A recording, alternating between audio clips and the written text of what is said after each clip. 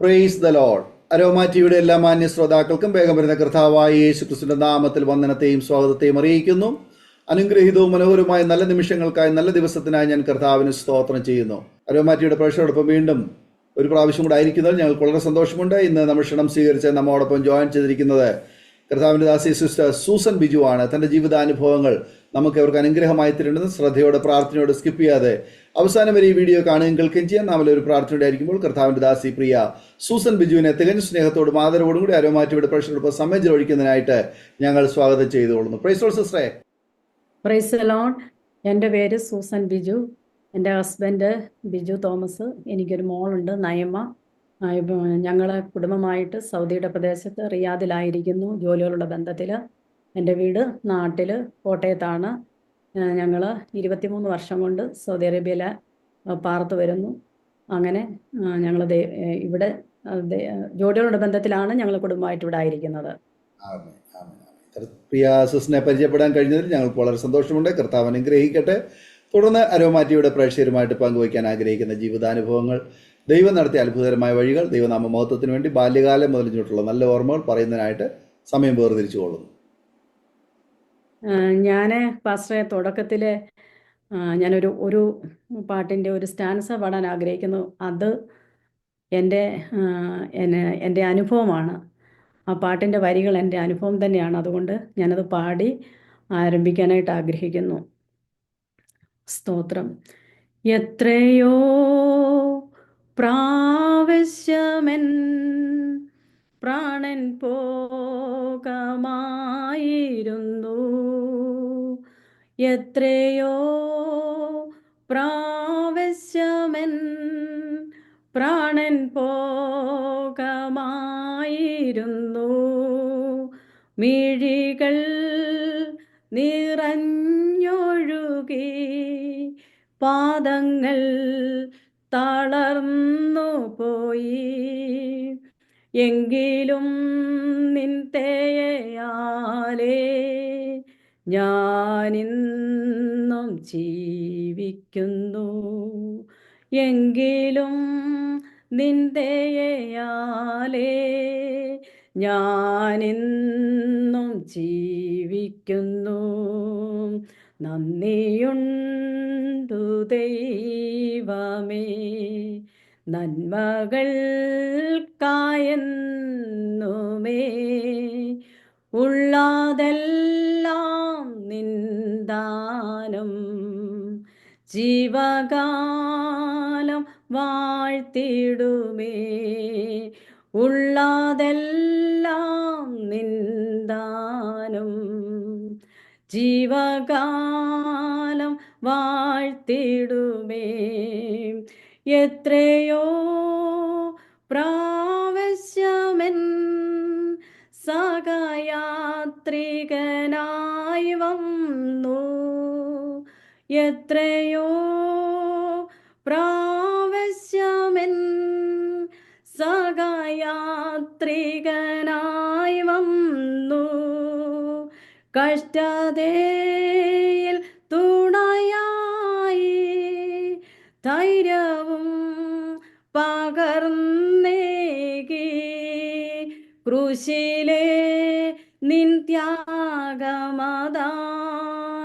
ഞാനിന്നും ജീവിക്കുന്നു, ക്രൂശിലെ നിൻ ത്യാഗമതാൽ ഞാനിന്നും ജീവിക്കുന്നു. നന്ദിയുണ്ടു ദൈവമേ നന്മകൾക്കായെന്നുമേ, ഉള്ളതെല്ലാം നിന്ദാനം ജീവകാലം വാഴ്ത്തിടുമേ, ഉള്ളതെല്ലാം നിന്ദാനം ജീവകാലം വാഴ്ത്തിടുമേ. Praise the lord. ഇത് ഞാൻ കടന്നുപോയ പാത തന്നെയാണ് എൻ്റെ ജീവിതത്തിൻ്റെ അനുഭവങ്ങളിൽ. കഴിഞ്ഞ ഒരു വർഷം എന്നെ ദൈവം നടത്തിയത് ഓർക്കാതിരിക്കാൻ പറ്റില്ല പാസ്റ്ററെ. അതുപോലെയുള്ള ഒരനുഭവത്തിലൂടെയാണ് ഞാൻ കടന്നുപോയത്. ഞാൻ മർത്തോമ വിശ്വാസത്തിലായിരുന്നു. മർത്തോമ വിശ്വാസത്തിൽ നിന്നാണ് ഈ പെന്തക്കോസ് അനുഭവത്തിലേക്ക് കടന്നു വരുവാൻ തക്കവണ്ണം ഇടയായത്. നേരത്തെ ഞങ്ങൾ മർത്തോമ ചർച്ചിൽ പോയിക്കൊണ്ടിരിക്കുമ്പോൾ തന്നെ ഞങ്ങളുടെ വീടിൻ്റെ മുകളിലൊരു പെന്തക്കോസ് ചെറിയ കൂട്ടായ്മയുണ്ട്. പണ്ടത്തെ കാലത്ത് ഷെഡാണല്ലോ, വലിയ ഹോളും കാര്യങ്ങളൊന്നുമില്ല. അങ്ങനെ അവിടെ നിന്ന് ഇങ്ങനെ പാട്ടും പ്രാർത്ഥനയൊക്കെ കേൾക്കും. കുറച്ച് പേരെങ്ങാണ്ട് മാത്രമേ ഉള്ളൂ, നമ്മൾ അതിന് ഉള്ളിൽ പോയിട്ടില്ല. എങ്കിലും അവിടെ നിന്ന് ശക്തമായ പാട്ടും പ്രാർത്ഥനയും പുറത്ത് നമുക്ക് കേൾക്കാൻ പറ്റും. പ്രത്യേകിച്ച് വെളുപ്പിനെ 4 മണിക്ക്. അങ്ങനെ അത് കേട്ടാണ് ഞങ്ങളെല്ലാം ഉണരുന്നത്. അങ്ങനെ അവരുടെയൊക്കെ അന്ന് അവിടെ ഉണ്ടായിരുന്ന ദൈവമക്കളുടെയും ദേവദാസന്മാരുടെയും ഒക്കെ പ്രാർത്ഥന കൊണ്ടായിരിക്കാം ഞങ്ങളും ഇന്ന് വിശ്വാസ ജീവിതത്തിലേക്ക് കടന്നു വരുവാൻ തക്കവണ്ണം ഇടയായി തീർന്നത്. പിന്നെ ഞങ്ങളങ്ങനെ മർത്തോമ പള്ളിയിൽ പോകുന്നുവെങ്കിലും ഇടയ്ക്കിടയ്ക്കൊക്കെ ഞങ്ങളിങ്ങനെ ഈ പെന്തക്കോസ്ത് കൂട്ടായ്മയ്ക്ക് പോകാനായിട്ട് തുടങ്ങി. അങ്ങനെ എൻ്റെ അമ്മച്ചി, എനിക്ക് എൻ്റെ ഫാദറും മദറും നിത്യതയിൽ ചേർക്കപ്പെട്ടു. എൻ്റെ മദറാണ് ആദ്യമായിട്ട് ഈ വിശ്വാസ ജീവിതത്തിലേക്ക് കടന്നു വരുവാനായിട്ട് ഇടയായിത്തീർന്നത്. എൻ്റെ അമ്മ യാക്കോബ കുടുംബക്കാരിയായിരുന്നു. അമ്മേനെ മർത്തോമ പള്ളിയിലേക്ക് കെട്ടിച്ചുകൊണ്ട് വന്നപ്പോൾ അമ്മ മർത്തോമ പള്ളി പോവില്ലായിരുന്നു, യാക്കോബ തന്നെയായിരുന്നു പോയിക്കൊണ്ടിരുന്നത്. പക്ഷേ ഈ ഞങ്ങളുടെ വീട്ടിൽ വന്നതിൻ്റെ ശേഷം ഈ പ്രാർത്ഥന ഞങ്ങളുടെ എല്ലാം കാതുകളിൽ ഇങ്ങനെ കേൾക്കുന്നുണ്ട്. അങ്ങനെ അവിടുത്തെ ദേവദാസനാണ് എൻ്റെ അമ്മയോട് വചനമൊക്കെ പറഞ്ഞ് ഓട്ടോമാറ്റിക്കലി ഞങ്ങൾക്ക് ഈ വിശ്വാസം സ്വീകരിപ്പാൻ തക്കവണ്ണം ദൈവം ഇടയാക്കിയത്. അങ്ങനെ ഞാൻ പിന്നെ +2 വരെ മർത്തോമയുടെ ആ കാലഘട്ടത്തിൽ അവിടെ നിന്നുകൊണ്ടാണ് പഠിച്ചത്. അത് കഴിഞ്ഞിട്ടാണ് ഞാൻ വിശ്വാസ ജീവിതത്തിലേക്ക് കടന്നു വന്നത്. ഞാനിങ്ങനെ പിന്നെ എനിക്ക് മനസ്സിലായി, പ്രാർത്ഥനയും കാര്യങ്ങളൊക്കെ ഇഷ്ടമാണ്, എങ്കിലും സ്നാനപ്പെടുന്നതിനോട് വലിയ താല്പര്യമില്ലായിരുന്നു. അപ്പം എൻ്റെ അമ്മ പറയും ഇങ്ങനെ സ്നാനപ്പെടണം, എങ്കിലേ കർത്താവിനോട് കൂടെ ആകത്തുള്ളൂ. അതൊക്കെ പറഞ്ഞെങ്കിലും സ്നാനപ്പെടുന്നതിനോട് അത്ര വലിയ താല്പര്യം തോന്നിയില്ല. കാരണം എന്നാന്ന് വെച്ചാൽ ആഭരണം ഊരണമല്ലോ, അതൊരു വലിയ മടിയായിരുന്നു. പക്ഷെ പിന്നെ കുറച്ച് കഴിഞ്ഞപ്പോൾ സ്നാനം ആവശ്യമാണെന്ന് മനസ്സിലായി. പക്ഷേ ഈ ആഭരണം ഊരുന്നതിൻ്റെ ഒരു ഇതിൽ ഇങ്ങനെ നിന്നു. പിന്നെ ഞാൻ പഠിക്കാൻ പോയി. പഠിത്തമൊക്കെ കഴിഞ്ഞ് വന്നപ്പോൾ ഉള്ളിൽ ഭയങ്കര ആഗ്രഹം സ്നാനപ്പെടണം എന്നുള്ളത്. അങ്ങനെ വചനം കേട്ടു, അത് വചനം സത്യമാണ്, സ്നാനം ആവശ്യമാണെന്നൊക്കെ ഉള്ളിൽ ബോധമുണ്ടായി. പക്ഷേ എങ്കിലും ഈ ആഭരണത്തിൻ്റെ ഒരിത് നിന്നതുകൊണ്ട് സ്നാനപ്പെടാനായിട്ട് ഉള്ളിലൊത്തിരി ബുദ്ധിമുട്ടുണ്ടായിരുന്നു. എങ്കിലും ഞാൻ തീരുമാനിച്ചു സ്നാനപ്പെടാനായിട്ട്. പിന്നെ അങ്ങനെ എൻ്റെ വീട്ടിൽ ഒരു ഉപവാസപ്രാർത്ഥന വെച്ചപ്പോൾ ഞാനും എൻ്റെ അനുജത്തി കൊച്ചും എൻ്റെ ഫാദറും ഞങ്ങൾ തീരുമാനമെടുത്തു സ്നാനപ്പെടാനായിട്ട്. അങ്ങനെ പക്ഷേ എന്നെ സ്നാനപ്പെടുത്തിയ പാസ്റ്റർ എന്നോട് പറഞ്ഞില്ല, നീ ആഭരണമൊക്കെ ഊരണമെന്നൊന്നും എന്നോട് പറഞ്ഞില്ല. പക്ഷേ എങ്കിൽ സ്നാനപ്പെടാൻ നേരത്ത് ഞാൻ ആഭരണം ഊരി. പക്ഷേ അത് എൻ്റെ ഉള്ളിൽ ഞാൻ നേരത്തെ തന്നെ ഒരു തീരുമാനം എടുത്തിരുന്നു, ഞാൻ സ്നാനപ്പെട്ട് കഴിഞ്ഞാലും ആഭരണം ഇടും. അങ്ങനെ ഒരു ഇതിലെടുത്താണ് ഞാൻ സ്നാനപ്പെട്ടത്. പക്ഷെ ഞാൻ ആന്ധ്രയിലായിരുന്നു ജോലിക്ക് വേണ്ടി പോകാനായിട്ട് തയ്യാറെടുത്തിങ്ങനെ ഇരിക്കുമ്പോൾ ഞാൻ സ്നാനപ്പെട്ട് 2 ദിവസം കഴിഞ്ഞപ്പോഴാണ് ഞാനിങ്ങനെ ആന്ധ്രയിലേക്ക് പോകുന്നത്.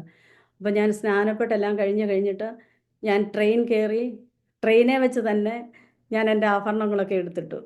അവിടെ ചെന്ന് കഴിഞ്ഞപ്പോഴത്തേക്ക് ആർക്കും അറിയത്തില്ലല്ലോ, ഞാൻ നമ്മുടെ ഇന്നത്തെ ഇത് വെച്ചിട്ട് ഇങ്ങനെ സ്നാനപ്പെട്ടു എന്നുള്ളത് നമ്മൾ പറയാതെ ആർക്കും അറിയത്തില്ല.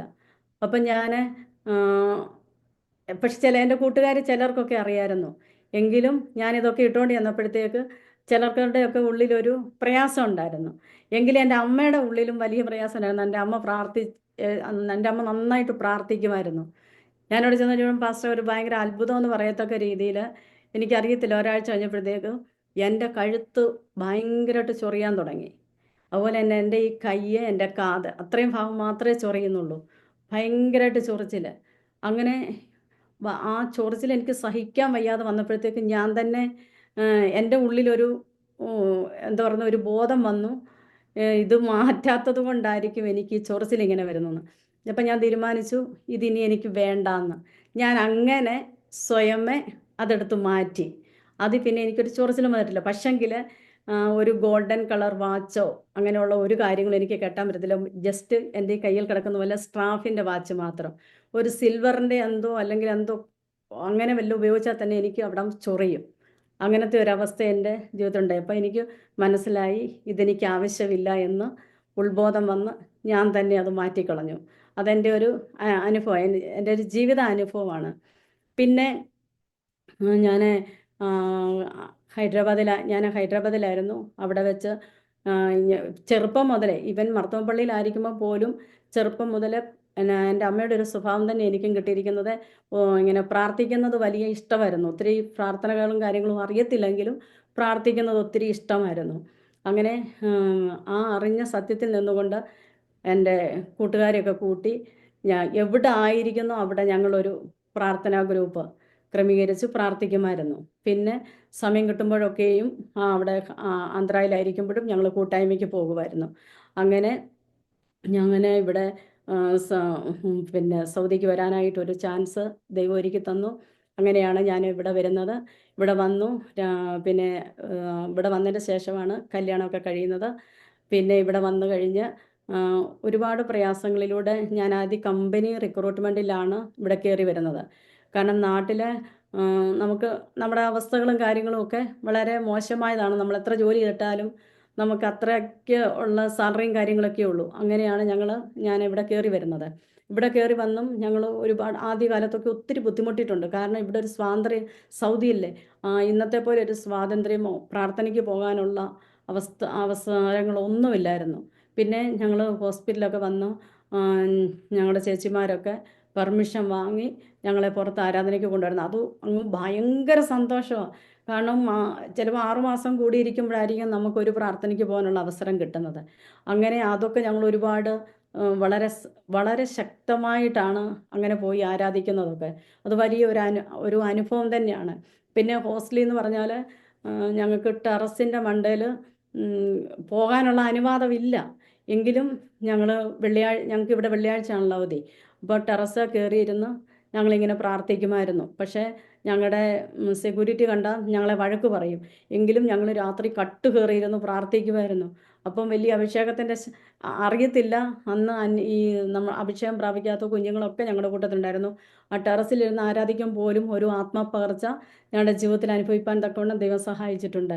അങ്ങനെ ഇരിക്കുമ്പോൾ ഞാൻ ഈ ഡയാലിസിസ് യൂണിറ്റിലാണ് വർക്ക് ചെയ്യുന്നത് 23 വർഷമായിട്ട്. അപ്പോൾ അതിനകത്ത് ഈ കെമിക്കൽസ്, ക്ലോറക്സ്, മിഷന് നമ്മൾ ഓരോ പേഷ്യൻ്റെ കേസ് കഴിയുമ്പോഴത്തേക്കും മിഷൻ ഡിസിൻഫെക്ഷൻ ചെയ്യണം. അപ്പോൾ അതിലൊരു കെമിക്കൽ ഇങ്ങനെ വെച്ച് കൊടുത്തിട്ടുണ്ട്. പിന്നെ അതൊക്കെ ഇങ്ങനെ എക്സ്പോസ് ആയിട്ടിരിക്കുന്നതാണ്. നമ്മളറിയാതെ തന്നെ ഇതിങ്ങനെ ശ്വസിച്ചുകൊണ്ടിരിക്കും. പക്ഷേ എല്ലാവർക്കും അതൊരു ബുദ്ധിമുട്ടായിട്ട് വരത്തില്ല. പക്ഷെ ഇങ്ങനെ കണ്ടിന്യൂസ്ലി ഞാൻ അതിനകത്താണ് ജോലി ചെയ്തുകൊണ്ടിരിക്കുന്നത്. കഴിഞ്ഞ കുറച്ച് നാളായിട്ട് എനിക്കിതുപോലെ സ്റ്റെപ്പ് കയറുമ്പോഴും അതുപോലെ തന്നെ നടക്കുമ്പോഴും ഇങ്ങനെ അണപ്പ് വരും. പിന്നെ ഞങ്ങൾക്ക് പഞ്ചിങ് ചെയ്യുന്നത് ഫസ്റ്റ് ഫ്ലോറിലാണ്. നമ്മൾ സ്റ്റെയർ കേസ് കയറി വേണം പോകാനായിട്ട്. അത് കയറി ചെന്ന് കഴിഞ്ഞിട്ട് പിന്നെ എനിക്ക് താഴോട്ടിറങ്ങി വരാൻ പറ്റത്തില്ല. അത്രയ്ക്ക് എനിക്ക് നെഞ്ചിന് ബുദ്ധിമുട്ടാണ്. അതങ്ങനെ അങ്ങ് പോവുക. അതൊക്കെ അങ്ങനെ തള്ളിവിട്ട് ഈ 2024 ജനുവരി മാസം മുതൽ എനിക്ക് ഭയങ്കര ബുദ്ധിമുട്ടായിരുന്നു. ഈ കഴിഞ്ഞ 6 മാസത്തിന് മുമ്പ് എനിക്ക് ഭയങ്കരം എന്ന് പറഞ്ഞാൽ എനിക്ക് പറഞ്ഞറിയിക്കാൻ വയ്യാത്ത ശ്വാസം എനിക്കെടുക്കാൻ പറ്റാത്തൊരവസ്ഥ. എൻ്റെ കുടുംബത്തിലോ എനിക്കോ ഞങ്ങൾക്ക് ആർക്കും ആസ്മയുടെ ഒരു അനുഭവങ്ങളുമില്ല. എൻ്റെ കുടുംബത്തിൽ പോലും ഇല്ല. പക്ഷെങ്കിൽ എനിക്കിങ്ങനെ ശ്വാസം മുട്ടല. അപ്പോൾ ഞങ്ങൾ പലയിടത്തും കൊണ്ട് ഇങ്ങനെ കാണിച്ചു, എൻ്റെ ഹോസ്പിറ്റലിൽ കൊണ്ട് കാണിച്ചു. ECG എടുത്തു, എക്സ്റേ എടുത്തു, എക്കോ എടുത്തു. അതിനകത്തൊന്നും ഒരു കുഴപ്പവുമില്ല. പിന്നെ നമ്മളിത് വെച്ചുകൊണ്ട് ഡ്യൂട്ടിക്ക് പോകും. ഈ കഴിഞ്ഞ ഒരു ദിവസം ഇതിങ്ങനെ കൂടി വന്നു. എനിക്ക് ശ്വാസം എടുക്കാൻ വയ്യാത്ത അവസ്ഥ. വീട്ടിൽ ഞങ്ങൾ പാട്ടുപാടി പ്രാർത്ഥിക്കുമ്പോൾ ഞാൻ മിണ്ടാതിരിക്കും. മനസ്സിലേ എനിക്ക് പ്രാർത്ഥിക്കാൻ പറ്റുള്ളൂ, ശബ്ദം എടുക്കാൻ പറ്റത്തില്ല. അതുപോലെ തന്നെ ഒന്നിൻ്റെ സ്മെല്ല് എനിക്ക് പറ്റത്തില്ല. അങ്ങനെ ഇങ്ങനെ കുറച്ച് നാളിങ്ങനെ കഴിച്ചു കൂട്ടി. പിന്നെ ഇടയ്ക്കിടയ്ക്ക് ഓരോ നെബുലൈസേഷൻ എടുക്കും. ഇതെന്താ കാരണമെന്നും അറിയത്തില്ല. പക്ഷെ അന്നൊക്കെ ശക്തമായി പ്രാർത്ഥിക്കുക. എനിക്ക് എത്രമാത്രം ശബ്ദം ഉയർത്താൻ കഴിയുന്ന അത്രയും ഞാൻ അലറി ശബ്ദം ഉയർത്തി പ്രാർത്ഥിക്കുമായിരുന്നു. എൻ്റെ കുട്ടദാസനും കുഞ്ഞും ഞങ്ങൾ ഒരുമിച്ച് കൈ ഓർത്തുവിട്ടിഞ്ഞ് പ്രാർത്ഥിച്ചിട്ടുണ്ട്. കുട്ടദാസൻ എനിക്ക് പ്രാർത്ഥിച്ച് വെള്ളം തരും. അങ്ങനെയൊക്കെ ഇങ്ങനെ അങ്ങ് പോയി. അത് കഴിഞ്ഞിട്ട് ഈ കഴിഞ്ഞ പ്രാവശ്യം ഒരു ദിവസം ഡ്യൂട്ടി വെച്ച് ഞാൻ പാസ്റ്ററെ ചത്ത് ജീവിച്ച ഒരാളാണെന്ന് എനിക്ക് പറയാൻ പറ്റത്തുള്ളൂ. കാരണം എനിക്ക് എന്താ ഈ ശ്വാസം മുട്ടെന്നുള്ളത് എനിക്ക് അറിയത്തില്ല. അത് കാര്യമായ ഒരു ടെസ്റ്റ്, ഈ എക്കോ എടുത്തു, ECG എടുത്തു, പക്ഷെ ഒരു CT എടുക്കാനൊന്നും ഇവിടുത്തെ ഡോക്ടർമാർ പറഞ്ഞില്ല. അങ്ങനെ ഇരിക്കുമ്പോഴത്തേക്കാണ് ഞാൻ ഡ്യൂട്ടി ചെന്നു. ഒരു ദിവസം 3 കേസ് ഞാൻ സ്റ്റാർട്ട് ചെയ്തു. 3 കേസ് സ്റ്റാർട്ട് ചെയ്ത് കഴിഞ്ഞപ്പോഴത്തേക്ക് എനിക്ക് ശ്വാസം എടുക്കാനും പറ്റുന്നില്ല, എനിക്കൊരു സ്റ്റെപ്പ് നടക്കാനും പറ്റുന്നില്ല. അങ്ങനെ ആയപ്പോഴത്തേക്ക് ഞാൻ അവിടെ നിന്ന് നിന്നുപോയി. അപ്പോൾ പിന്നെ എനിക്ക് തന്നെ തോന്നി ഒന്ന് ഓക്സിജൻ നോക്കിയേക്കാമെന്ന്. ഞാൻ അങ്ങനെ പോയി ഓക്സിജൻ നോക്കിയപ്പം എൻ്റെ ഓക്സിജൻ 86, പിന്നെ 88. ഞാൻ മാക്സിമം ശ്വാസം എടുത്തിട്ടും എനിക്ക് 88 വരുന്നുള്ളൂ. അപ്പോഴത്തേക്ക് ആ നിമിഷം കൊണ്ട് തന്നെ എൻ്റെ കൈയുടെ വിരലുകളെല്ലാം ബ്ലൂയിഷായി, എൻ്റെ ചുണ്ട് ബ്ലൂയിഷായി. പെട്ടെന്ന് തന്നെ ഇത് ഡോക്ടർമാർ കണ്ടപ്പോൾ തന്നെ എന്നെ പിടിച്ച് കിടത്തി. അവർ നോക്കിയപ്പോഴത്തേക്ക് എനിക്ക് എൻ്റെ ബോഡിയിൽ ഓക്സിജനേ ഇല്ല. ആ ഒരവസ്ഥയിൽ ഞാൻ ആയിക്കൊണ്ടിരിക്കുക. അപ്പം അതിൻ്റെ തലേ ദിവസം എനിക്ക് ഒട്ടുമായി വരും. ഞാനിങ്ങനെ ഉറക്കത്തിൽ അല്ലെങ്കിൽ ഇടയ്ക്കിടയ്ക്ക് എൻ്റെ ഇങ്ങനെ എനിക്ക് ശ്വാസം നിന്ന് പോകുന്ന പോലെ ഉണ്ട്. നമ്മൾ ഇക്കളെടുക്കത്തില്ലേ, അതുപോലെ വരുമായിരുന്നു എനിക്ക്. അങ്ങനെ ശ്വാസം ഒരു നിമിഷം നിന്നിട്ടാണ് പിന്നെ ഞാൻ ഇങ്ങനെ എടുക്കുന്നത്. എന്നുവെച്ചാൽ എനിക്ക് അത്രയ്ക്കും വയ്യ. പക്ഷേ ഇതെന്താണെന്നുള്ളത് നമുക്കറിയത്തില്ല. അങ്ങനെ ഞാൻ ഡ്യൂട്ടിയിലിരിക്കുമ്പോൾ ഇങ്ങനെ സംഭവിച്ചതുകൊണ്ട് പെട്ടെന്ന് ഡോക്ടർമാർ വന്ന് പരിശോധിക്കുകയൊക്കെ ചെയ്തു. അത് കഴിഞ്ഞിട്ട് എനിക്ക് സ്റ്റിറോയിഡ് തന്നു, കോർട്ടിസോൺ ഇഞ്ചക്ഷൻ തന്നു. 2-3 പ്രാവശ്യം അടുപ്പിച്ചെടുത്ത് കഴിഞ്ഞപ്പോഴത്തേക്കാണ് എൻ്റെ ചെസ്റ്റ് ഒന്ന് ഓപ്പൺ ആയതുപോലെ എനിക്ക് തന്നെ തോന്നുന്നത്. ഞാൻ 3 പ്രാവശ്യം കണ്ടിന്യൂസ്ലി നെബുലൈസേഷൻ എടുത്തു, 3 ടൈംസ് ഇഞ്ചക്ഷൻ എടുത്തു. ഇതെല്ലാം ഒരേ സമയം കൊണ്ട് ചെയ്തതിൻ്റെ ശേഷം എനിക്ക് ശ്വാസം അല്പം ഫ്രീ ആയിട്ട് വിടാം എന്ന് ഉള്ളൊരവസ്ഥയിലേക്ക് വന്നു. അത് കഴിഞ്ഞപ്പോഴത്തേക്ക് ഡോക്ടർ പറഞ്ഞു CT എടുക്കണമെന്ന് പറഞ്ഞു. അങ്ങനെ പിറ്റേ ദിവസം ഞാൻ പിന്നെ ഡ്യൂട്ടിയിൽ നിന്ന് സിക്ക് ലീവ് വാങ്ങിച്ച് ഞാൻ വീട്ടിൽ പോരുന്നു. CT എടുക്കണമെന്ന് പറഞ്ഞു. CTക്ക് പിറ്റേ ദിവസം ഞാൻ CT എടുക്കാനായിട്ട് പോവുകയാണ്. പക്ഷെ എന്നും ഞങ്ങളിങ്ങനെ പ്രാർത്ഥിക്കും, ദൈവമേ, നമുക്കറിയാവുന്നതിൻ്റെ പരമാവധി ഞങ്ങൾ ദൈവത്തെ ശക്തമായിട്ട് ഞാൻ വിശ്വസിച്ച് പ്രാർത്ഥിച്ചു. അതുകൊണ്ട് ഒരുപാട് ദൈവമക്കളും എനിക്ക് വേണ്ടി പ്രാർത്ഥിക്കുന്നുണ്ട്. അങ്ങനെ ഇങ്ങ് പോകുക. പക്ഷേ ഈ കാരണം കണ്ടുപിടിക്കുന്നില്ല, എന്താ ഈ ശ്വാസം ഇങ്ങനെ എടുക്കാൻ പറ്റുന്നത്. ഡ്യൂട്ടിയൊക്കെ കഴിഞ്ഞ് വരുമ്പോഴത്തേക്ക് ഞാൻ വാ പൊളിച്ച് ഇങ്ങനെ ഇരിക്കും, എനിക്ക് പറ്റത്തില്ല. പിന്നെ ഇച്ചിരി ശബ്ദം ഉയർത്തി സംസാരിക്കാനോ പാടാനോ ഒന്നും പറ്റത്തില്ലായിരുന്നു. അങ്ങനെ CT എടുത്ത് കഴിഞ്ഞ് റിസൾട്ടിന് വേണ്ടി വെയിറ്റ് ചെയ്തു. ഒരു പാകിസ്ഥാനി റേഡിയോളജിസ്റ്റാണ് അന്ന് ഈ CTയുടെ റിസൾട്ട് വെരിഫൈ ചെയ്തത്. അപ്പം പുള്ളിക്കാരൻ്റെ അടുത്തോട്ട് ഞാൻ പോകുമ്പം തന്നെ എനിക്ക് ശ്വാസം എടുക്കാൻ വയ്യാതെയാണ് ഞാൻ പോകുന്നത്. അന്നേരത്തേക്ക് ഇതെല്ലാം കമ്പ്യൂട്ടറിൽ എന്നെ കാണിച്ചെന്നിട്ട് പറഞ്ഞു, നിൻ്റെ ലങ്സ് മുഴുവനും പോയിരിക്കുകയാണ്. പിന്നെ ഇനി സംഭവിച്ചത് സംഭവിച്ചു, ഇനിയും ബാക്കിയുള്ള കാര്യങ്ങളിൽ കെയർ ചെയ്യുക, അത്രേ പറ്റത്തുള്ളൂ എന്നിങ്ങനെ പറഞ്ഞു. എൻ്റെ ലങ്സിന്, നമ്മുടെ ലങ്സിൻ്റെ ശ്വാസക്കുഴലുകളുണ്ട്, ആ ശ്വാസക്കുഴലുകൾ മുഴുവനും എൻ്റെ അടഞ്ഞുപോയി. പിന്നെ എനിക്ക് 1 വർഷം കൊണ്ട് ഇതുപോലെ നമ്മളെല്ലാവരും ഇങ്ങനെ പനി വരികയും ചുമയ്ക്കുകയൊക്കെ ചെയ്യുമ്പം കഫം നമ്മൾ പുറത്ത് തുപ്പിക്കളയും. പക്ഷേ എനിക്ക് അങ്ങനെ കഫം തുപ്പാനായിട്ട് വരത്തില്ല. ഇവിടെ നിന്ന് ഇവിടം വരെ വരും, അത് റിവേഴ്സ് അടിച്ച് പോകും. എനിക്ക് വായിലേക്ക് കഫം വരത്തില്ല. കാരണം എൻ്റെ ലങ്സിൽ അതെല്ലാം വന്ന് അടിഞ്ഞ് വായുവറകളെല്ലാം അടഞ്ഞ് എൻ്റെ ടിഷ്യൂ എല്ലാം ഡാമേജായി. പിന്നെ ഇനിയിപ്പം ട്രീറ്റ്മെൻ്റ് എന്ന് പറയുന്നത് എനിക്ക് ലങ്സ് ട്രാൻസ്പ്ലാന്റ് ചെയ്യുക എന്നുള്ളത് മാത്രമേ ഉള്ളൂ ഒരു പോം വഴി എന്ന് പറയുന്നത്. അല്ലെങ്കിൽ എനിക്ക് പറ്റില്ല. പിന്നെ എൻ്റെ ഇങ്ങനെ ഈ ലങ്സിൻ്റെ ഈ ബുദ്ധിമുട്ടുള്ളത് കൊണ്ട് എൻ്റെ ബോഡിയിൽ എപ്പോഴും എനിക്ക് 86, 88 ഓക്സിജൻ മാത്രമേ ഉള്ളൂ. അപ്പം ഈ 86, 88 ഓക്സിജനും കൊണ്ട് എനിക്കങ്ങനെ ജീവിക്കാൻ പറ്റില്ല. അത് ഇങ്ങനെ കുറഞ്ഞു പോയിക്കൊണ്ടിരിക്കുക. കാരണം എൻ്റെ വായുവറകളെല്ലാം അടഞ്ഞിരിക്കുക. ഒരു ട്രാൻസ്പ്ലാന്റ് എന്നൊക്കെ പറഞ്ഞാൽ അതിനെപ്പറ്റി ചിന്തിക്കാനൂടെ പറ്റാത്ത ഒരവസ്ഥ. പിന്നെ അവരെന്നോട് പറഞ്ഞു 2 പൾമനോളജിസ്റ്റിനെ കാണുമെന്ന് പറഞ്ഞു. 2 പേരുടെ ഒപ്പീനിയൻ നീ എടുക്കണം, എടുത്തിട്ട് ട്രീറ്റ്മെൻറ്റ് തുടങ്ങാവുള്ളൂ എന്നിങ്ങനെ പറഞ്ഞു. അപ്പം ഞാൻ എൻ്റെ അടുത്തുള്ളൊരു ഇവിടെ റിയാദിൽ വെച്ച് ഹോസ്പിറ്റലിൽ പോയി ഒരു പൾമനോളജിസ്റ്റിനെ കണ്ടു. അപ്പോൾ അദ്ദേഹം പറഞ്ഞു, ഇങ്ങനെ ലങ്സ് ഫൈബ്രോസിസ് എനിക്ക്. അപ്പോൾ അങ്ങനെ ഉള്ളത് കൊണ്ട് നിൻ്റെ ബോഡിയിൽ എപ്പോഴും ഓക്സിജൻ കുറവായിരിക്കും. പിന്നെ ഫ്ലൈറ്റിലൊക്കെ കയറി അഥവാ പോവുകയാണെങ്കിൽ ഓക്സിജൻ സിലിണ്ടർ കരുതി വേണം പോകാൻ. വീട്ടിൽ ഓക്സിജൻ വേണം. അങ്ങനെ ഒരുപാട് നിബന്ധനകളൊക്കെ അവരിങ്ങനെ പറഞ്ഞു. ഞാൻ വീട്ടിൽ ഓക്സിജൻ സിലിണ്ടർ കൊണ്ട് വെച്ചിട്ടുണ്ടായിരുന്നു. പക്ഷേ ദൈവത്തിൻ്റെ കൃപ കൊണ്ട് എനിക്ക് ഇന്ന് വരെയും എടുക്കേണ്ട ഒരു അവസരം ഉണ്ടായിട്ടില്ല. അപ്പോൾ ഇങ്ങനെ ഈ ലങ്സിൻ്റെ ഈ ബുദ്ധിമുട്ടൊക്കെ അറിഞ്ഞതിൽ അപ്പോഴത്തേക്ക് എന്നെ പലരും വിളിച്ചു. ഞങ്ങളുടെ വീട്ടിൽ റിയാദ് സഭയിലുള്ള ദൈവദാസന് ദൈവാത്മാവ് വെളിപ്പെടുത്തി കൊടുത്തു. ഇങ്ങനെ ഒരാഴ്ച ഉപവാസപ്രാർത്ഥന വെക്കണമെന്ന്. എൻ്റെ വീട്ടിൽ ഇവിടെ ഉപവാസപ്രാർത്ഥന വെച്ചു. എല്ലാ ദൈവമക്കളും വന്ന് ഞങ്ങൾക്ക് വേണ്ടി പ്രാർത്ഥിച്ചു. ആ പ്രാർത്ഥനയിൽ തന്നെ എനിക്ക് വിടുതൽ കിട്ടി.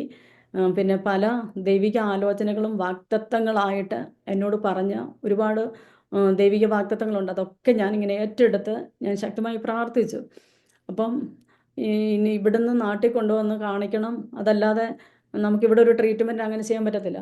അപ്പോൾ തൽക്കാലം എനിക്ക് നിൽക്കണ്ടേ. അപ്പോഴത്തേക്ക് അവരെനിക്ക് ഹൈ ഡോസ് പ്രഗ്നിസലാൻ തന്നു. പ്രഗ്നിസലാൻ എടുക്കാതിരിക്കാൻ പറ്റത്തില്ല, കാരണം എനിക്ക് ശ്വാസമെടുത്ത് കുറച്ച് ദിവസമെങ്കിലും മുമ്പോട്ട് പോകണമല്ലോ. അങ്ങനെ ഹൈ ഡോസ് സ്റ്റിറോയിഡ് എടുത്തു. അത് കഴിഞ്ഞപ്പോഴത്തേക്ക് അവരൊരു മെഡിസിൻ എഴുതി. ഇവിടെ ഞാൻ മേടിക്കാൻ നോക്കിയപ്പോഴത്തേക്ക് അതിന് 7425 റിയാല, അതായത് നാട്ടിൽ 1.25 ലക്ഷം രൂപ വരും. അപ്പോൾ പിന്നെ നാട്ടിൽ നിന്ന് ഞാൻ കുറച്ച് ടാബ്ലറ്റ് അത് വാങ്ങിപ്പിച്ചായിരുന്നു.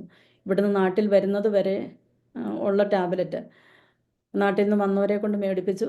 അങ്ങനെ ഇങ്ങനെ കഴിച്ചു പോയി. പക്ഷെങ്കിൽ ഞാൻ ഈ പ്രാർത്ഥന പലരോടും പറഞ്ഞു ഇങ്ങനെ ഈ വിഷയങ്ങൾ എല്ലാവർക്കും അറിയാം, കാരണം എന്നെ കാണുന്നവർക്ക് നന്നായിട്ടറിയാം. ഇപ്പോൾ സ്റ്റീരോയിഡൊക്കെ എടുത്ത് എൻ്റെ മുഖമൊക്കെ ഭയങ്കര പഫി ആയിപ്പോയി.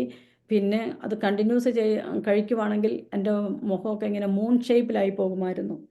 അതാണ് സ്റ്റിറോയിഡിൻ്റെ സൈഡ് എഫക്റ്റായിട്ട് വരും അതൊക്കെ. അപ്പം ഇതിനോടിടയ്ക്ക് നമ്മൾ പ്രാർത്ഥിക്കുമ്പോഴും അല്ലെങ്കിൽ ഓരോ മീറ്റിങ്ങുകൾ കൂടുമ്പോഴും ദൈവത്തിൻ്റെ വചനം ശക്തമായിട്ട് എന്നോട് സംസാരിക്കും. ഞാൻ ഒരിക്കൽ പോലും കണ്ടിട്ടില്ലാത്ത ദൈവദാസന്മാരായിരിക്കും എന്നോട് ദൈവവചനത്തിലൂടെ എന്നോട് സംസാരിക്കുന്നത്. അപ്പം ഞാനിങ്ങനെ ആ ഹോസ്പിറ്റലിൽ കിടന്നപ്പോൾ തന്നെ ഞാൻ പ്രത്യേകിച്ച് പെട്ടെന്ന് ഇവിടെയുള്ള ഒരു അമ്മാമ്മയെ വിളിച്ചിട്ട് പറഞ്ഞു, ഇതുപോലെ ഞാൻ IV ഇട്ടൊക്കെ കിടക്കുവാണ്, എനിക്ക് ഇങ്ങനെ ബുദ്ധിമുട്ടാണെന്ന് പറഞ്ഞപ്പോഴത്തേക്ക് പുള്ളിക്കാരി എനിക്ക് വേണ്ടി ശക്തമായി പ്രാർത്ഥിച്ചിട്ട് എന്നോട് പറഞ്ഞു റോമർ 4:17 വായിക്കാൻ പറഞ്ഞു. അപ്പം റോമർ 4:17 ഇങ്ങനെ ഒരു വാചനം എഴുതിയിട്ടുണ്ട്: മരിച്ചവരെ ജീവിപ്പിക്കുകയും ഇല്ലാത്തതിനെ ഉള്ളതുപോലെ വിളിച്ചു വരുത്തുകയും ചെയ്യുന്ന ഒരു ദൈവം. ഞാൻ ആ വചനം വിശ്വസിച്ച് പാസ്റ്ററെ, കാരണം ലങ്സ് ട്രാൻസ്പ്ലാന്റ് ചെയ്ത് വയ്ക്കാൻ എന്നെക്കൊണ്ട് പറ്റത്തില്ല. പിന്നെ ഇത്രയും വിലയുള്ള മെഡിസിൻ കഴിച്ച് എനിക്ക് മുമ്പോട്ട് ജീവിക്കാനും പറ്റത്തില്ല. 1.25 ലക്ഷം രൂപയൊക്കെ കൊടുത്ത് ഞാൻ എങ്ങനെ മരുന്ന് വാങ്ങിച്ച് കഴിക്കാനായിട്ടാണ്? അപ്പോഴത്തേക്ക് ഇല്ലാത്തതൊന്ന് ഉള്ളതുപോലെ സൃഷ്ടിക്കുന്ന ഒരു ദൈവം, ആ വചനം ഞാൻ അങ്ങ് മുറുകെ പിടിച്ച് ഞാൻ പ്രാർത്ഥിച്ചു. എന്നെ അതുപോലെ തന്നെ എൻ്റെ കുഞ്ഞും എൻ്റെ കുട്ടദാസനും ഞങ്ങൾ ഡെയിലി ആ വചനം വെച്ച് ഞങ്ങൾ വിശ്വസിച്ച് പ്രാർത്ഥിച്ചപ്പോൾ നാട്ടിൽ ചെല്ലുമ്പം ഒരു CT എടുക്കുമ്പോൾ ഈ CTയിൽ നിന്ന് എൻ്റർലി ഡിഫറൻസായ ഒരു റിസൾട്ട് കേൾക്കാൻ തക്കവണ്ണം ദൈവം ഇടയാക്കണമെന്ന് പറഞ്ഞുകൊണ്ടാണ് ഞങ്ങൾ പ്രാർത്ഥിക്കുന്നത്. അങ്ങനെ ഞങ്ങളുടെ സഭയും പ്രാർത്ഥിച്ചത്. പിന്നെ വേറൊരു ദിവസം ഒരു ദൈവത്തിൻ്റെ ദാസൻ എന്നോട് ആലോചന പറഞ്ഞപ്പോൾ ഇങ്ങനെ പറഞ്ഞു, യോഹന്നാൻ്റെ സുവിശേഷം 5:21 പിതാവ് മരിച്ചവരെ ഉണർത്തി ജീവിപ്പിക്കുന്നത് പോലെ പുത്രൻ താൻ ഇച്ഛിക്കുന്നവരെ ജീവിപ്പിക്കുന്നു. അപ്പോൾ ആ വചനം എൻ്റെ ഉള്ളിൽ ഭയങ്കരമായിട്ട് എന്നെ സ്ട്രൈക്ക് ചെയ്തു. പിതാവ് മരിച്ചവരെ ഉണർത്തി ജീവിപ്പിക്കുന്നത് പോലെ പുത്രൻ താനും ഇച്ഛിക്കുന്നവരെ അപ്പോൾ എൻ്റെ കർത്താവിന് എന്നെ ജീവിപ്പിക്കാൻ കഴിയുമെന്നുള്ളത് ഞാൻ ഉറച്ച് വിശ്വസിച്ച് ഞാൻ ആ വചനം ഏറ്റെടുത്തു. അങ്ങനെ ഞാൻ ആ വചനം ശക്തിയോടെ വെച്ച് പ്രാർത്ഥിക്കാൻ തുടങ്ങി. കർത്താവെ, എനിക്ക് ഒരു പുതിയ സൃഷ്ടി, എൻ്റെ ലങ്സ് പുതിയ ഒരു സൃഷ്ടിയാക്കി മാറ്റണം. അങ്ങനെ പറഞ്ഞ് ഞങ്ങൾ ശക്തമായി പ്രാർത്ഥിക്കുമായിരുന്നു. പിന്നെ സങ്കീർത്തനം 103 എഴുതിയിട്ടുണ്ടല്ലോ, നിൻ്റെ സകല രോഗങ്ങളെയും അവൻ സൗഖ്യമാക്കുന്നു. സകല രോഗം എന്ന് പറഞ്ഞാൽ അതിനകത്ത് ഒരു ജലദോഷം പോലും ഉണ്ട്. സകല രോഗവും, ഏത് രോഗവുമെന്നില്ല, സകല രോഗത്തെയും, അത് ക്യാൻസർ ആകട്ടെ, ട്യൂമറാകട്ടെ, ഈവൻ ജലദോഷമാകട്ടെ, പനിയാകട്ടെ, എന്തു തന്നെയുമായിക്കൊള്ളട്ടെ, സകല രോഗത്തെ സൗഖ്യമാക്കുന്ന ഒരു ദൈവം. ആ വചനവും ഇതുപോലെ എന്നെ ഒത്തിരി അധികം ബലപ്പെടുത്തി. അങ്ങനെ ഞങ്ങൾ ടെമ്പററിലി ഈ മെഡിസിനൊക്കെ കഴിച്ച് കഴിഞ്ഞ പ്രാവശ്യം നാട്ടിൽ വന്നു. പക്ഷേ ഇവിടുന്ന് ഞാൻ നാട്ടിലോട്ട് പോകുമ്പം തന്നെ എനിക്ക് പനി ഉണ്ടായിരുന്നു.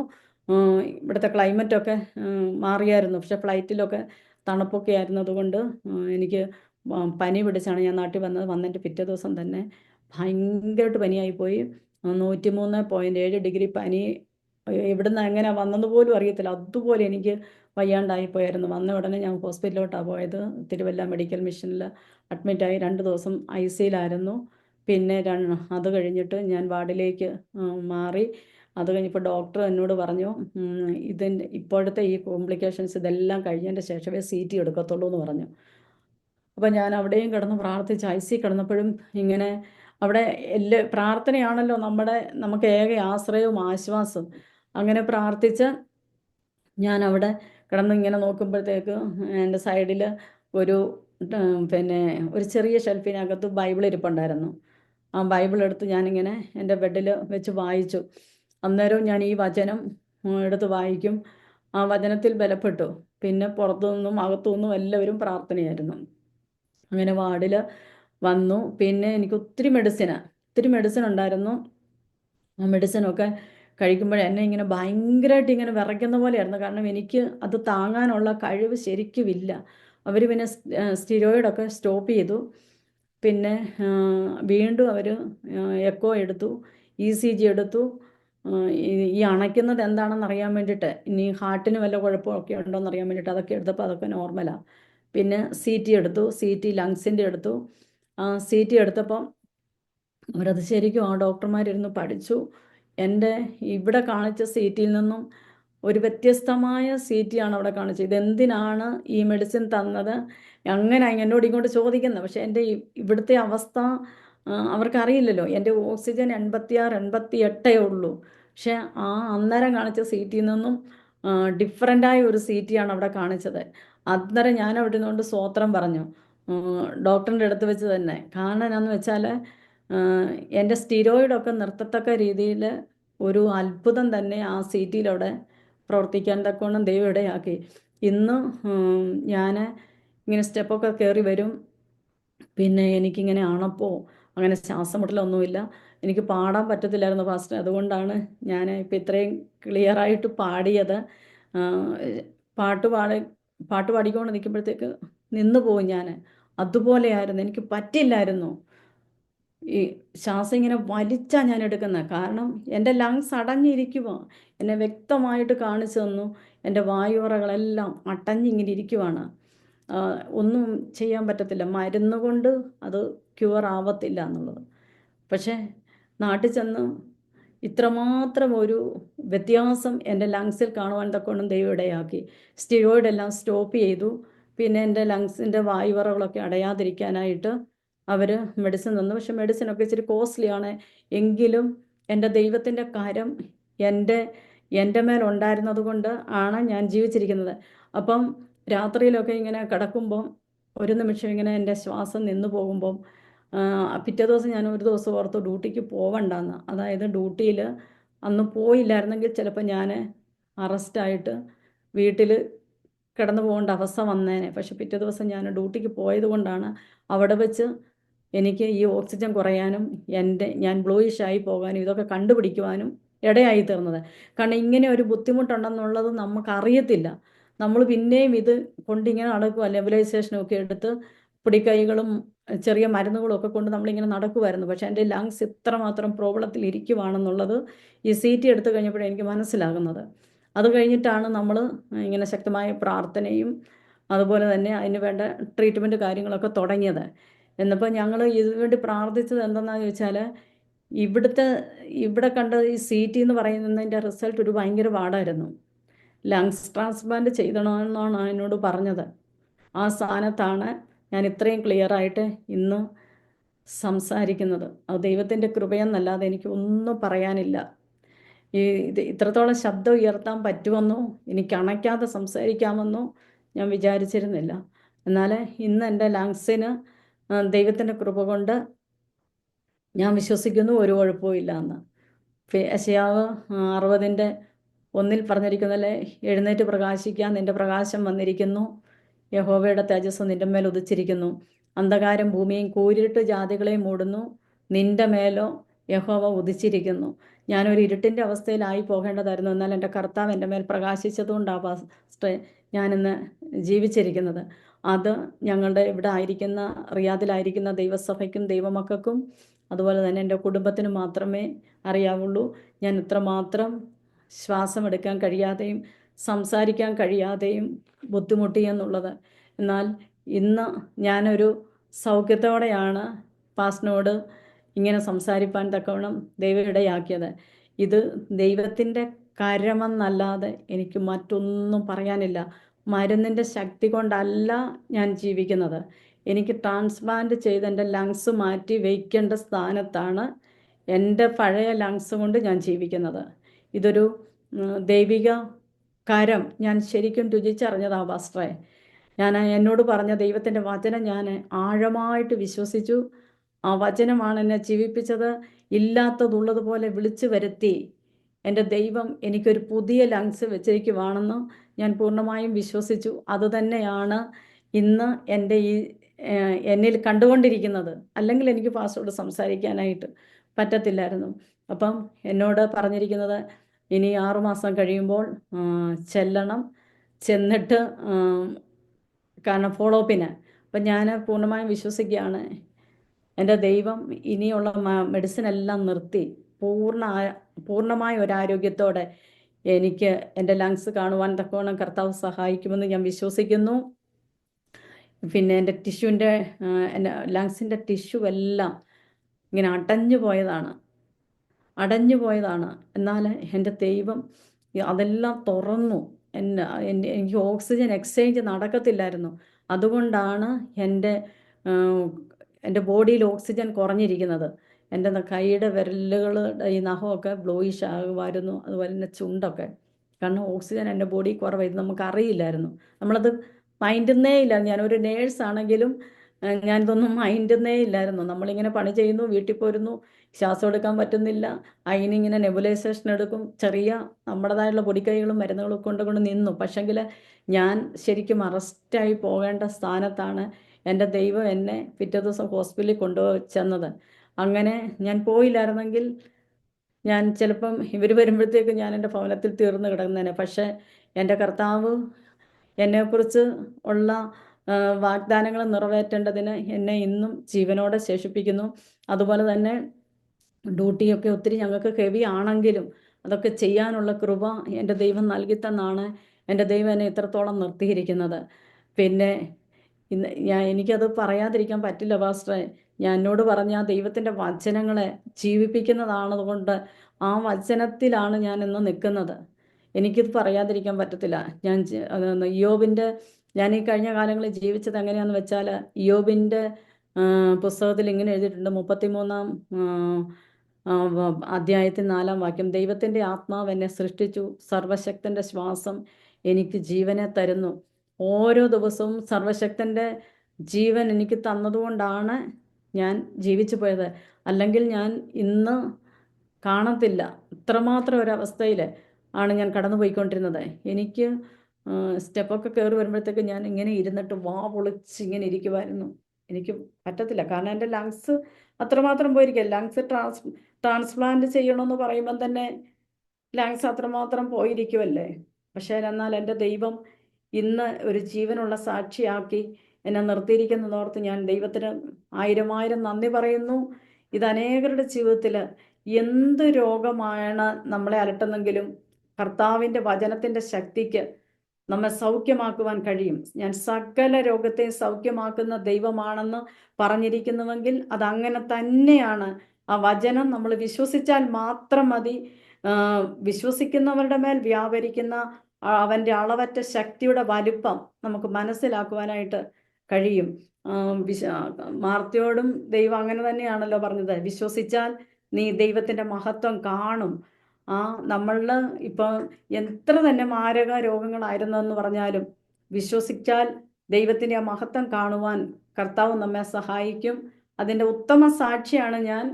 എൻ്റെ ദൈവം എന്നെ അത്ഭുതകരമായി നിർത്തിയിരിക്കുന്നു. എന്നെ ഇത്രത്തോളം ഈ സാക്ഷ്യം പറവാൻ തക്കവണ്ണം കർത്താവ് സഹായിച്ചു. അതുപോലെ തന്നെ ഈ ആരംഭ TV-യിൽ എനിക്ക് സാക്ഷ്യം പറയുവാനായിട്ടും എൻ്റെ ഈ സാക്ഷ്യം അനേകരെ ധൈര്യപ്പെടുത്തുവാനും അനേകർ അനുഭവിച്ചു കൊണ്ടിരിക്കുന്ന രോഗങ്ങൾക്ക് കർത്താവ് മതിയായവനാണെന്നും വിശ്വസിപ്പാനുള്ളൊരു ദൈവകൃപയും ജനത്തിൻ്റെ മേൽ ഉണ്ടാകട്ടെ ഇത് നിമിത്തമെന്ന് ഞാൻ പ്രാർത്ഥിക്കുന്നു. അങ്ങനെ എൻ്റെ ഈ സാക്ഷ്യത്തിൽ നിന്ന് ഞാൻ വിരമിക്കുവാനായിട്ട് ആഗ്രഹിക്കുന്നു. ആമേൻ. താങ്ക് യു പ്രിയ കർത്താവിൻ്റെ ദാസി സൂസൻ ബിജു. ദൈവം നടത്തിയ അത്ഭുതകരമായ വഴികളെ കുറിച്ച് ദൈവനാമ മഹത്വത്തിന് വേണ്ടി പറയുവാൻ കർത്താവ് കൃപ ചെയ്തത് ഓർത്ത് ഞാൻ ദൈവത്തിന് സ്തോത്രം ചെയ്യുന്നു.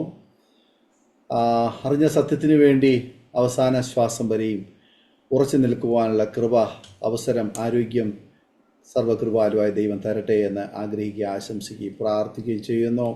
വളരെ ചെറുപ്പത്തിൽ തന്നെ കർത്താവായ യേശു ക്രിസ്തുവിനെ കുറിച്ചുള്ളതായ സത്യങ്ങൾ കേൾക്കുവാനും പിന്നത്തേതിൽ അത് വിശ്വാസത്തിൻ്റെ ഭാഗമായിട്ട് തീരുവാനും ദൈവം അവസരം ഒരുക്കിയല്ലോ. രക്ഷയുടെ അനുഭവത്തിലേക്ക് വന്നതിന് ശേഷം പല സന്ദർഭങ്ങൾ, പല ആഗ്രഹങ്ങൾ ഉണ്ടായിരുന്നിട്ടും അതിൽ നിന്നൊക്കെയും പല അനുഭവങ്ങളിലൂടെ ദൈവം തിരുത്തി മടക്കി വരുത്തി ഇന്ന് ഉറച്ച വിശ്വാസത്തോടെ നല്ല സാക്ഷ്യം വഹിപ്പാൻ കർത്താവ് കൃപ ചെയ്തുകൊണ്ടിരിക്കുന്നത് ഓർത്ത് ദൈവത്തിന് സ്തോത്രം ചെയ്യുന്നു. മാത്രമല്ല, കഴിഞ്ഞ ചില വർഷങ്ങളായിട്ട് സൗദിയുടെ പ്രദേശത്ത് ജോലിയുള്ള ബന്ധത്തിൽ കുടുംബമായി പാർത്തുകൊണ്ടായിരിക്കാനും ദൈവം സഹായിച്ചുകൊണ്ടിരിക്കുന്നു. എന്നാൽ ശരീരത്തിൽ ആരോഗ്യ പ്രശ്നങ്ങൾ പലതും നേരിടുവാനിടയായി തീർന്നു. വൈദ്യശാസ്ത്രത്തിനും മരുന്നിനും കഴിയാതെ പോയ, അല്ലെങ്കിൽ പരിമിതികൾ ഉണ്ട് എന്ന് നമുക്കറിയാം. എന്നാൽ പരിമിതി കൂടാതെ അത്ഭുതകരമായി നമ്മെ സൗഖ്യമാക്കുവാൻ കഴിവുള്ള ഒരു ദൈവം നമുക്കുണ്ട്. ആകയാൽ ആ ദൈവത്തിൻ്റെ അത്ഭുതമാർന്ന കരമാണിപ്പോഴുള്ള കരം വിടുതലായി സൗഖ്യമായി അനുഭവിച്ചു കൊണ്ടിരിക്കുന്ന സിസ്റ്ററിനായി ഞാൻ കർത്താവിന് സ്തോത്രം ചെയ്യുന്നു. കർത്താവ് സിസ്റ്ററിനെ അനുഗ്രഹിക്കട്ടെ. വൈദ്യശാസ്ത്രപ്രകാരം ലങ്സ് ട്രാൻസ്പ്ലാന്റേഷനാണ് അവരെ നിർദ്ദേശിച്ചതെങ്കിൽ അതേ ലങ്സ് കൊണ്ട് തന്നെ ഒരു ട്രാൻസ്പ്ലാന്റേഷനോ മറ്റ് കാര്യങ്ങളോ ഒന്നും തന്നെ ഇല്ലാതെ ഇന്ന് കർത്താവിനെ സാക്ഷീകരിപ്പാൻ കർത്താവ് കൃപ ചെയ്തല്ലോ. കർത്താവ് അവസാന ശ്വാസം വരെ ആരോഗ്യത്തോടെ, ബലത്തോടെ, മറ്റ് യാതൊരു വിധമായ പ്രശ്നങ്ങളും കൂടാതെ ജീവിപ്പാൻ കൃപ ചെയ്യട്ടെ എന്ന് ആഗ്രഹിക്കുന്നു, പ്രാർത്ഥിക്കുന്നു. ഒരു നിമിഷം ഈ വാത്സല്യ സഹോദരിക്ക് വേണ്ടി അരോമ ടിവിയുടെ ശ്രോതാക്കളെ നിങ്ങൾ പ്രാർത്ഥിക്കുമോ? നിങ്ങളുടെ വ്യക്തിപരമായ പ്രാർത്ഥനയിൽ, കുടുംബ പ്രാർത്ഥനയിൽ ഈ പ്രിയ മകൾ പൂർണ്ണ സൗഖ്യത്തോടെ, ആരോഗ്യത്തോടെ കർത്താവിന് നല്ല സാക്ഷ്യം വഹിപ്പാൻ ദൈവം ഉപയോഗിക്കേണ്ടതിന് വേണ്ടി നമുക്കൊരുമിച്ച് പ്രാർത്ഥിക്കാം. നാം പ്രാർത്ഥിക്കുമ്പോൾ തന്നെ സൂസൻ സിസ്റ്റർ അരോമ ടിവിയുടെ വ്യൂവേഴ്സിന് വേണ്ടി ഒരു നിമിഷം ചുരുക്കം വാചകങ്ങൾ നമ്മെ പ്രാർത്ഥനയിൽ സഹായിക്കും. പ്രാർത്ഥിക്കാം. പരിശുദ്ധനായ ദൈവമേ, സ്വർഗ്ഗം നല്ല പിതാവേ, അനുഗ്രഹിക്കപ്പെട്ട സമയത്തിനായി നന്ദി പറയുന്നു. അപ്പോൾ ഇന്ന് ഹല്ലേലൂയ, സ്തോത്രം. അടിയൻ്റെ സാക്ഷ്യം കേട്ട എല്ലാ മക്കൾക്കായി ഞാൻ ദൈവത്തെ സ്തുതിക്കുന്ന കർത്താവേ, ഓരോ മക്കളെയും ദൈവം അനുഗ്രഹിക്കണമേ എന്ന് പ്രാർത്ഥിക്കുന്നു.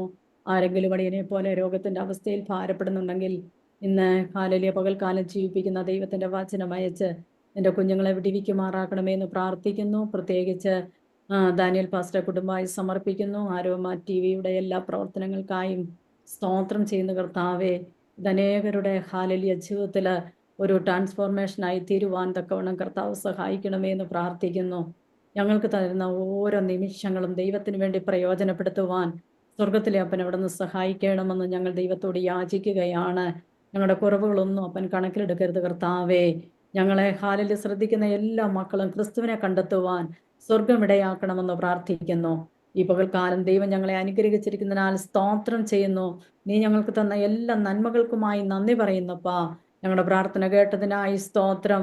യേശു ക്രിസ്തുവിന്റെ വിലയേറിയ നാമത്തിൽ തന്നെ ആമേൻ. ആമേൻ. ആമേൻ.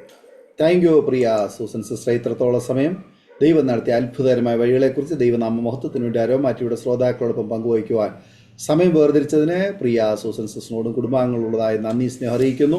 ദൈവമായ കർത്താവ് ധാരാളം അനുഗ്രഹിക്കട്ടെ, സൗഖ്യാരോഗ്യം ദീർഘായുസ്സും കർത്താവ് തന്ന് അനുഗ്രഹിക്കട്ടെ എന്ന് ആശംസിക്കുന്നു, പ്രാർത്ഥിക്കുന്നു. അതുപോലെ തന്നെ ഞങ്ങളെ കേട്ടുകൊണ്ടിരുന്ന പ്രേക്ഷകരോടുള്ളതായ നന്ദി, സ്നേഹം അറിയിക്കുന്നു. നിങ്ങൾക്ക് ഈ ജീവിതാനുഭവം അനുഗ്രഹമായി തീർന്നുവെങ്കിൽ തീർച്ചയായിട്ടും നിങ്ങളുടെ പ്രിയപ്പെട്ടവർക്കും സുഹൃത്തുക്കൾ കൂടി ഷെയർ ചെയ്ത് കൊടുക്കും. അവരും കേട്ട് അനുഗ്രഹിക്കപ്പെട്ട് അതിലൂടെ ദൈവനാമം മഹിമപ്പെടുവാൻ ഇടയായി തീരുമല്ലോ. മാത്രമല്ല, നിങ്ങളുടെ വലിയ അഭിപ്രായങ്ങളും നിർദ്ദേശങ്ങളും കമൻറ്റ് ബോക്സിൽ രേഖപ്പെടുത്താവുന്നതാണ്. അതുപോലെ തന്നെ നിങ്ങൾക്കൊരു പ്രാർത്ഥനാ വിഷയമുണ്ട്, ഞങ്ങളുമായി ബന്ധപ്പെടുവാൻ ആഗ്രഹിക്കുന്നെങ്കിൽ ഞങ്ങളുടെ വെബ്സൈറ്റ് നിങ്ങൾ സന്ദർശിക്കാം. അതുപോലെ വാട്സപ്പ് നമ്പർ സ്ക്രീനിൽ തന്നിട്ടുണ്ട്, അതിൽ നിങ്ങൾക്ക് അറിയിക്കാവുന്നതാണ്. അടുത്ത അനുഗ്രഹിക്കപ്പെട്ട ഒരു ജീവിതാനുഭവമായി വീണ്ടും കൂടി കാണുന്നവരെയും എല്ലാ പ്രിയപ്പെട്ടവർക്കും ഗുഡ് ബൈ.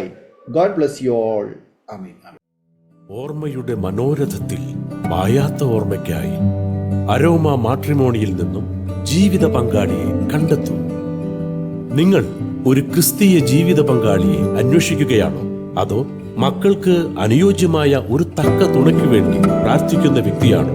എങ്കിൽ അരോമ മാട്രിമോണി നിങ്ങൾക്ക് വേണ്ടിയാണ്. ഇന്നു തന്നെ സൗജന്യമായി രജിസ്റ്റർ ചെയ്യൂ. അരോമ മാട്രിമോണിയുടെ പ്രത്യേകതകൾ. രജിസ്ട്രേഷൻ തികച്ചും സൗജന്യം. ലോകത്തെവിടെയുമുള്ള അനുയോജ്യമായ ക്രിസ്തീയ ജീവിത പങ്കാളിയെ തിരഞ്ഞെടുക്കാം. വിവാഹം നടക്കുന്നതുവരെ സർവീസ് ലഭിക്കുന്നു. ഏറ്റവും ചെറിയ പാക്കേജുകളും തിരഞ്ഞെടുക്കാം. അരോമ മാട്രിമോണി നിങ്ങൾക്കായി ഒരുക്കുന്നു വിവാഹം പരമാനന്ദം. Email aroma matrimony2020@gmail.com